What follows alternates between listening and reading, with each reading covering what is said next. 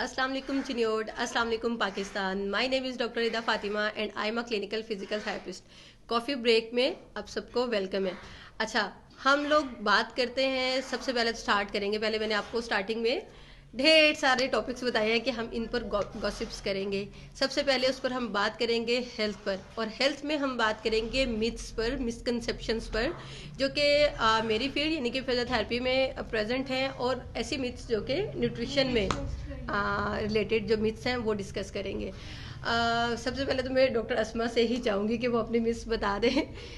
जैसे कि आप सब लोगों को पता है कि डॉक्टर अस्मा, लोग ये समझते हैं कि सब कुछ खाना पीना छोड़ देना ही एक डाइट है और इसके बाद इंसान बिल्कुल पतला हो जाता है। तो मैं चाहूँगी कि आप इस मिथ को क्लियर करें हमारी आवाम से कि उनको क्या करना चाहिए।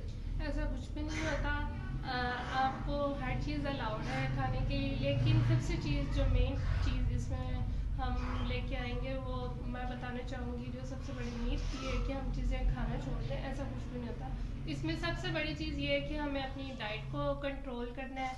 डाइट कंट्रोल में सबसे पहले क्या चीज़ आ जाती है कि आपने अपना पोर्शन कंट्रोल करना है। जब तक आप अपना पोर्शन कंट्रोल नहीं करेंगे तब तक आप अपना वेट लॉस नहीं कर सकते, आप अपनी फैट लॉस नहीं कर सकते इस पर।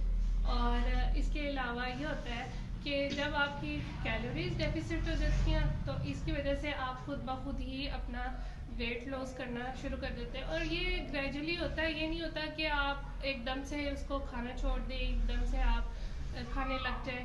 ये स्लो प्रोसेस है, कुछ लोगों का जल्दी हो जाता है, कुछ लोग वेट करते हैं। लेकिन ये इसमें ये बिल्कुल गलत बात है कि आप बिल्कुल खाना छोड़ दें तो आपका वेट लूज होगा। यानी कि इसे हम कंक्लूड करें कि सब कुछ खा लेना से बंदा मोटा नहीं हो जाता, लेकिन सब कुछ छोड़ देने से बंदा पतला भी नहीं हो पतला भी जाता। नहीं हो और जाता। प्रॉपर ये एक साइंस ऑफ न्यूट्रिशन कह सकते हैं कि आपको क्या खाना चाहिए और क्या छोड़ना चाहिए। Thank you doctor Asma.